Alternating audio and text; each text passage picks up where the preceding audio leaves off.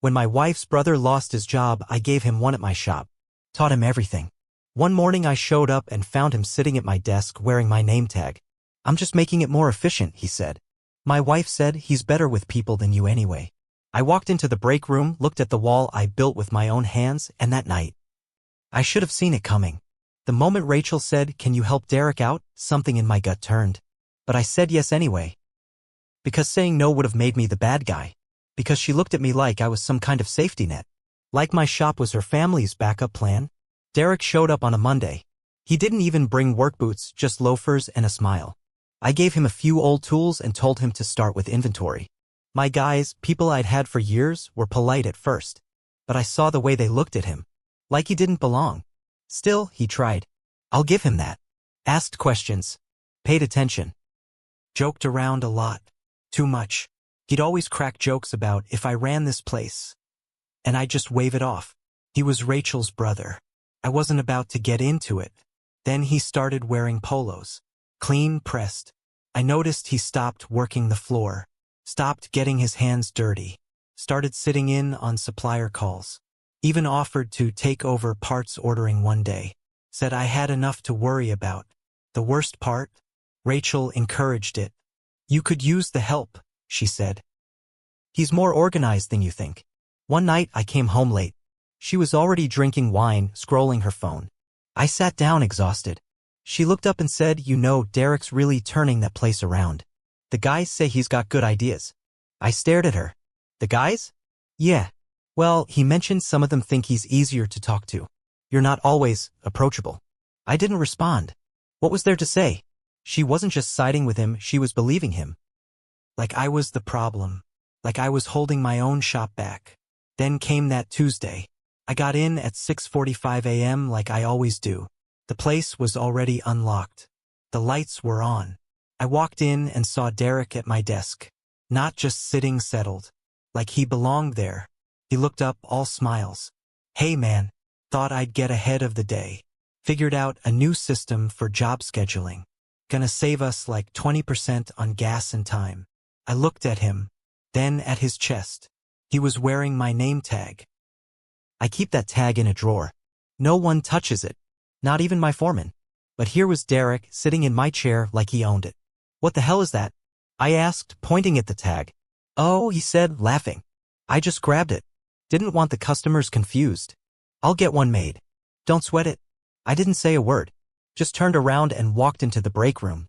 Poured a cup of coffee. Sat down on that old metal chair and stared at the wall. That wall I built by hand. Every inch of this place came from me. Every customer earned. Every part accounted for. It wasn't just a shop. It was mine. That night I didn't talk to Rachel. I didn't argue. I didn't accuse. I just laid in bed, staring at the ceiling while she scrolled her phone and said nothing. Next morning I got to the shop even earlier. I unplugged Derek's new schedule from the printer. Put mine back up. I changed passwords. Locked drawers. Quiet stuff. The kind of moves you make when you know a storm is coming but you don't want anyone to hear the thunder yet. I told my foreman, Mike, to keep an eye on Derek. I didn't say why. Just said, let me know if he does anything off. And Derek started getting cocky. He brought donuts for the crew. Started calling meetings. Called the supplier to negotiate rates. I found out he had started using my email address to talk to vendors. Signed contracts under my shop's name without even showing them to me. I confronted him in the office. "You do not speak for me," I said. He smiled. "I'm just trying to help. I thought we were a team. You're not part of this team. You're a favor I gave my wife." He stood there, pretending to be calm. But his face twitched. He didn't like being reminded of that. "I'm the reason this place isn't falling behind," he snapped. I looked him straight in the eye. "You're the reason I changed the locks." He blinked. Didn't say anything. Just walked out. But the worst hadn't happened yet. Not even close. The next day, Rachel didn't come home. Not at first, anyway. I waited until after midnight. No call. No text. Nothing. I finally went to bed and stared at the ceiling again like the night before, only this time the house felt different. Cold. Off. She walked in at 2:13 a.m. I know because I looked at the clock when I heard the door. She didn't even try to be quiet. "Where were you?" I asked, sitting up. She didn't answer right away. Just kicked off her heels, tossed her purse on the table. "Out," she finally said. "Out with who?" She turned, gave me this annoyed look. Derek and I had drinks with some of your customers. My customers? Our customers. He's been building great relationships. He invited me so I could help smooth things over. You've been acting weird lately. I laughed sharp and short. You're siding with him now? I'm not siding, I'm thinking about the future. He has ideas and you just shut them down. You're so territorial. I didn't say anything. I knew there was no point. She went to bed without another word. That week, 3 of my longtime customers suddenly canceled contracts.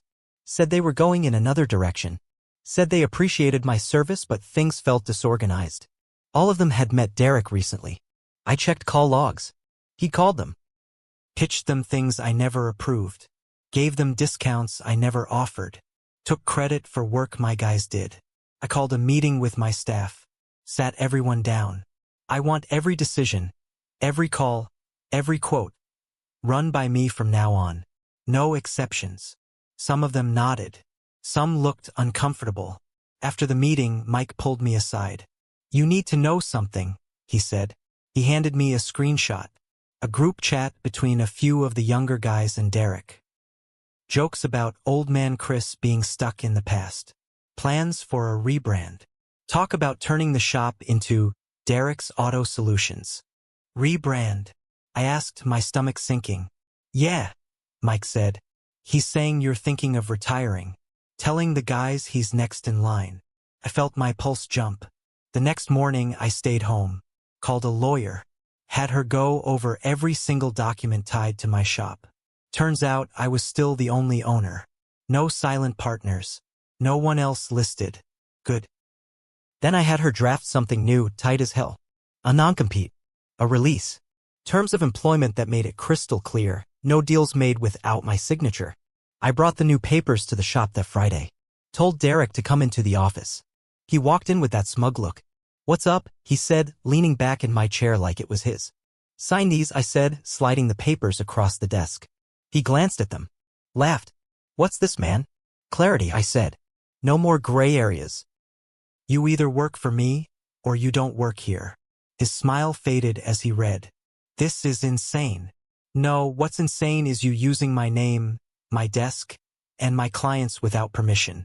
What's insane is thinking you can make moves in my business. He stood up. You're scared. I nodded.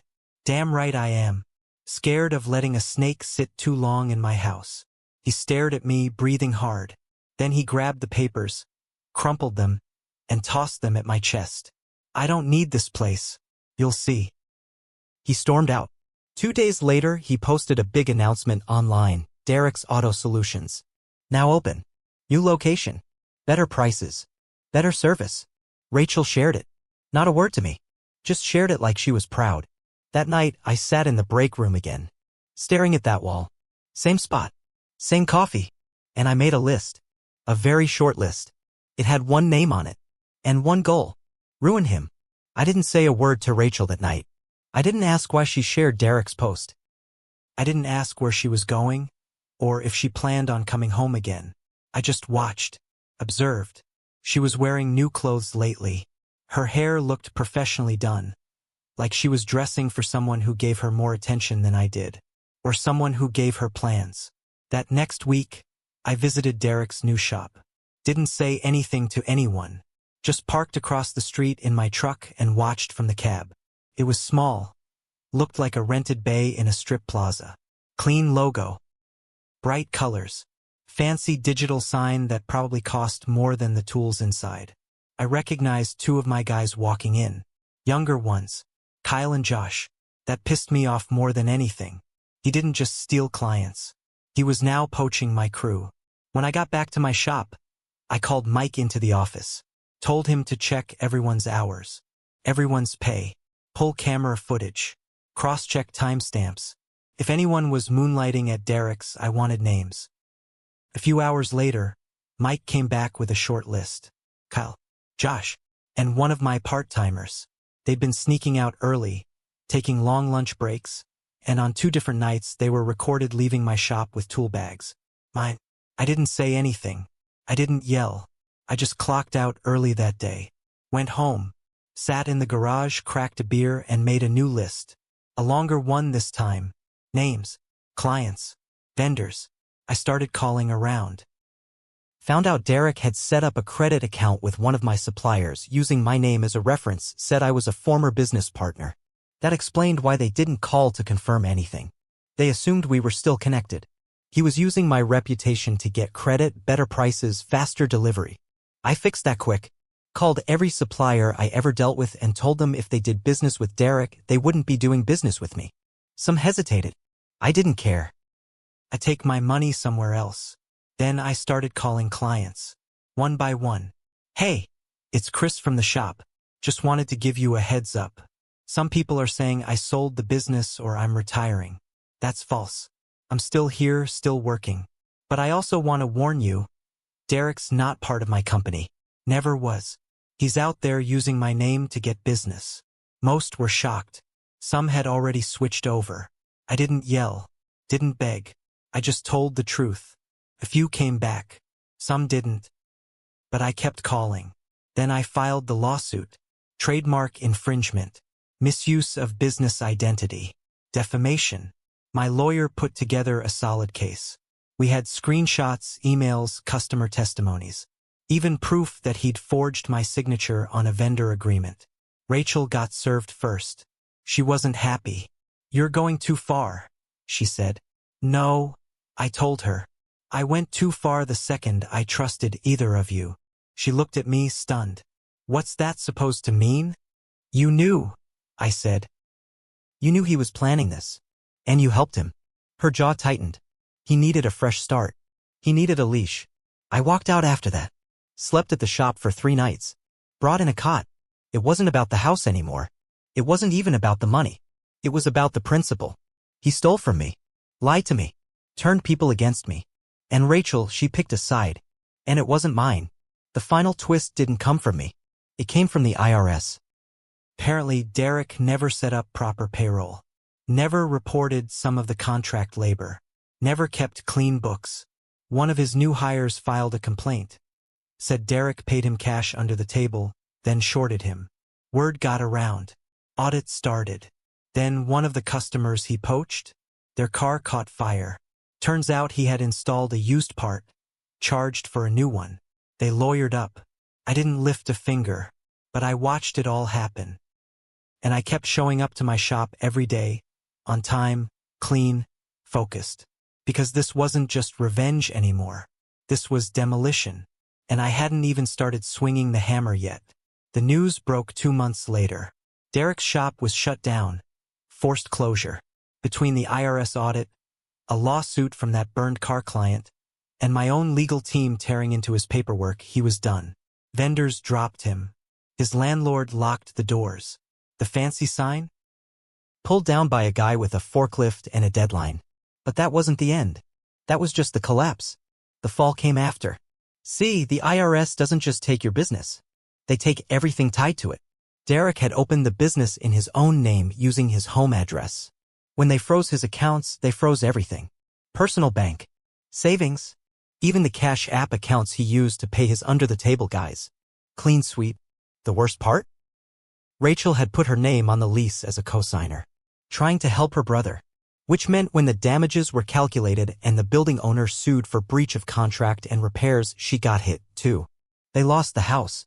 I came home one night and saw her sitting on the porch with a duffel bag. No lights on inside. The front door had a lockout notice taped to it. She looked up at me like a child who'd gotten caught stealing. I didn't know it would go like this, she whispered. You did, I said. You just thought I wouldn't fight back. She asked if she could come inside. Said she had nowhere to go. I let her. I let her stay one night. On the couch. Cold. Quiet. The next morning she tried to talk. Tried to explain. Said she missed me. That Derek lied to her too. Said he told her I wanted to retire. That he was going to ease me out to give me peace. You didn't ask me, I said. You just believed him. She nodded. She cried. I handed her an envelope. Inside was a check. It wasn't much. Just enough to rent a cheap apartment for a month or 2. I'd sold the second truck and rode it from that. We're done, I said. She didn't fight it. She just left. Quiet. No goodbye. A week later I got a message. From Derek. He was sleeping in his car. Said he didn't know what else to do. Asked if we could talk like men. He said he respected my hustle and wanted to know if I could bring him back in, even just part-time. I didn't respond. I let him sit in that silence. But I did one last thing. I found the post he'd made the night he launched his shop, the one Rachel had shared. Big photo of him in front of that shiny new sign, arms crossed, smug as hell. I shared it on my own business page. Captioned it, "Don't forget who you step on when you're climbing the ladder, because you'll see them again on the way down." It went viral. Customers started commenting. Old friends. A few people said, "Good for you, Chris." One even wrote, "I left for Derek's place, worst decision I made. Glad you're still here. The shop is stronger now. Leaner. No dead weight. Mike's still with me. Loyalty means more than skill any day. I still sit in the break room sometimes and look at that brick wall I built. Only now I see something different. I don't just see the past I built. I see everything I survived. Everything I took back. Everything I earned again. With fire, grit, and the kind of pain that teaches you who your enemies are even when they sit at your dinner table. And I sleep like a baby. Because I didn't just win. I ended them.